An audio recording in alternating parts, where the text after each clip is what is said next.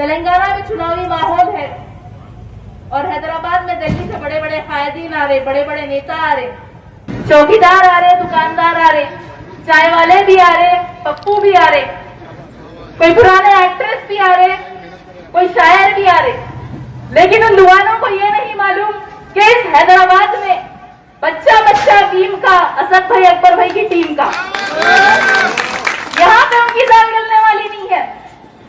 आप पुराने शहर की गलियों में जाओ, नामपल्ली जाओ, कारवान जाओ, हर जगह खाली पतंग पतंग पतंग नजर आएगी। यहाँ पे सिर्फ पतंग चलती और सबको हमारी यहाँ पे सुनना पड़ता जमहूरी तरीके से। मजलिस यहाँ पे अवाम का काम करती, इलेक्शन लड़ती, अवाम मुत्तहिद होकर मजलिस को वोट देती, फिर हमारे नुमाइंदे असेंबली में जाते और दूसरे हलकों में हम तायद भी करते। इसलिए हुकूमत को यहाँ पे सुनना पड़ता हमारी।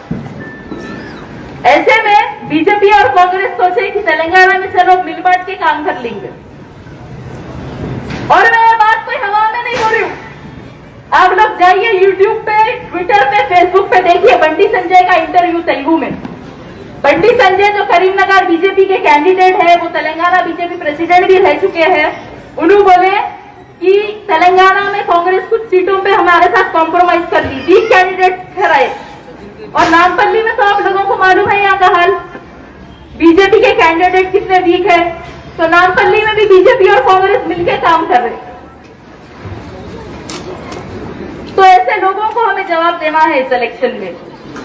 अगर अब हम अवाम अगर उनका साथ नहीं दे रही, उनको वोट नहीं दे रही, तो क्या आप खवातीन से बदतमीजी करते, बदसलूकी करते? आप लोग देखिए, कल का नलगोंडा से एक वीडियो आया, कांग्रेस के वर्कर्स मुसलमान फैमिली पर अटैक करे, एक खवातीन को साड़ी खींच के मारे क्योंकि उन्होंने बीआरएस को सपोर्ट करते। अगर आपको वोट नहीं दिए, अवाम आपको पसंद नहीं करी, तो क्या आप खवातीन से बदसलूकी करते, बदतमीजी करते? और जो एक शरतनगर की कांग्रेस कैंडिडेट है, वो भी एक खातून है। उन्होंने थोड़े दिन पहले बोले थे कि मुसलमान औरतों को जबरदस्ती बुर्का हिजाब से निकालना, बुर्का हिजाब नहीं पहनना। आज आप पूरे बुर्खे वालियों को, हिजाब वालियों को लेके कैंपेनिंग कर रहे साथ में। क्यों भाई, इतनी तकलीफ है तो आपको मुसलमानों के वोट की जरूरत है ना। अगर आप कांग्रेस को मुसलमानों का वोट नहीं मिला तो आपका कहाँ ठिकाना है, आप कहाँ जाते फिर? और आपके हल्के के कांग्रेस के उम्मीदवार, आप लोगों को तो सब मालूम है, सबने देखा होगा वीडियो, वो 3-4 बार हार गए। अगर आप हार गए तो क्या है कि अवाम बुरी हो गई, यहाँ के लोग बुरे हो गए। आप कभी यहाँ की अवाम को फेनेटिक बोल रहे हैं, कभी जो है आप कुत्तों का नाम जो है पठान रख रहे, कभी आपको रमजान में राम नजर आते, मस्जिदों में टेररिस्ट छुपते। थोड़े साल पहले लास्ट इलेक्शन हार के बोले थे, बहुत बुरा बोले थे पुराने शहर के बुर्के वाले, हिजाब वाले खवातीन के बारे में। तो भाई अब जब बार बार हार रहे, आपको वोट नहीं मिल रहा, नाकामयाब हो रहे, तो यहाँ की अवाम पूरी हो गई। यही यहाँ की अवाम आपको इस इलेक्शन में मुंह तोड़ जवाब देगी इंशाल्लाह। कांग्रेस के बड़े लीडर्स आ रहे, मुसलमानों के लिए यहाँ पे बहुत वादे कर रहे। यहाँ का छोड़ो भाई, दूसरे स्टेट में आपकी हुकूमत है ना, वहां क्या कर रहे हैं आप मुसलमानों के लिए, ये बताइए। यहाँ पे आके क्या करने वाले हैं जब आप वहां नहीं करे?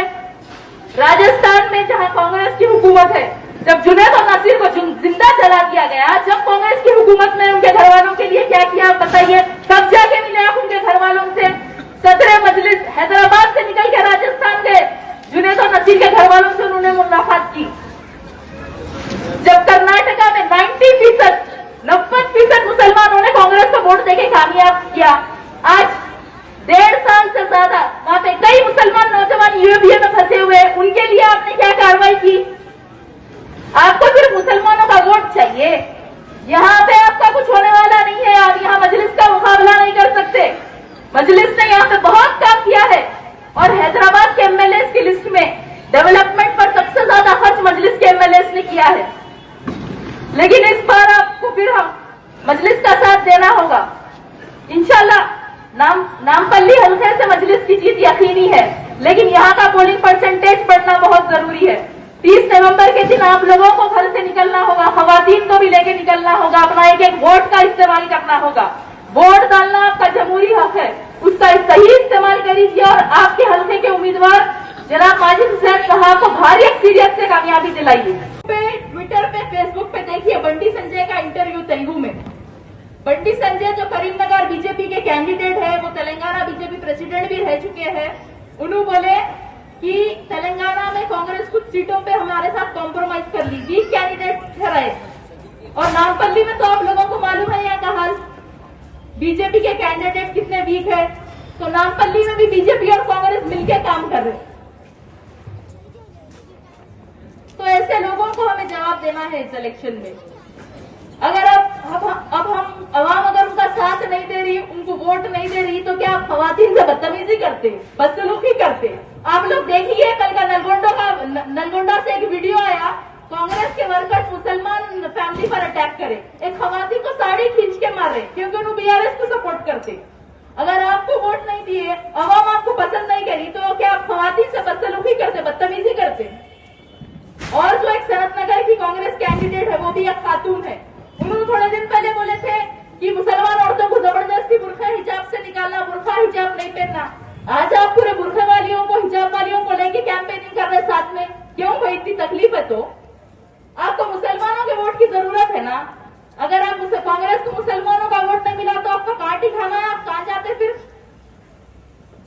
और आपके हल्के के कांग्रेस के उम्मीदवार, आप लोगों को तो सब मालूम है, सबने देखा होगा वीडियोस, वो 3-4 बार हार गए। अगर आप हार गए तो क्या यहाँ की आवाम बुरी हो गई, यहाँ के लोग बुरे हो गए? आप कभी यहाँ की आवाम को फेनेटिक बोल रहे, कभी जो है आप कुत्तों का नाम जो है पठान रख रहे, कभी आपको रमजान में राम नजर आते, मस्जिदों में टेररिस्ट छुपते।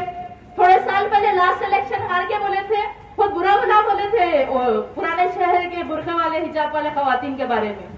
तो भाई अब जब बार बार हार रहे, आपको वोट नहीं मिल रहा, नाकामयाब हो रहे, तो यहाँ की आवाम पूरी हो गई। यही यहाँ की आवाम आपको इस इलेक्शन में मुंह तोड़ जवाब देगी इंशाल्लाह। कांग्रेस के बड़े लीडर्स आ रहे, मुसलमानों के लिए यहाँ पे बहुत वादे कर रहे। यहाँ का छोड़ो भाई, दूसरे स्टेट्स में आपकी हुकूमत है ना, वहां क्या कर रहे हैं आप मुसलमानों के लिए, ये बताइए। यहाँ पे आके क्या करने वाले हैं जब आप वहां नहीं करें? राजस्थान में जहां कांग्रेस की हुकूमत है, जब जुनैद और नसीर को जिंदा जला दिया गया, जब कांग्रेस की हुकूमत ने उनके घर वालों के लिए क्या किया आप बताइए? कब जाके मिले आप उनके घर वालों से? सदर मजलिस हैदराबाद से निकल के राजस्थान के जुनैद और नसीर के घर वालों से उन्होंने मुलाकात की। जब कर्नाटका में 90% मुसलमानों ने कांग्रेस को वोट देके कामयाब किया, आज 1.5 साल से ज्यादा वहां पे कई मुसलमान नौजवान यूएपीए में फंसे हुए हैं, उनके लिए आपने क्या कार्रवाई की?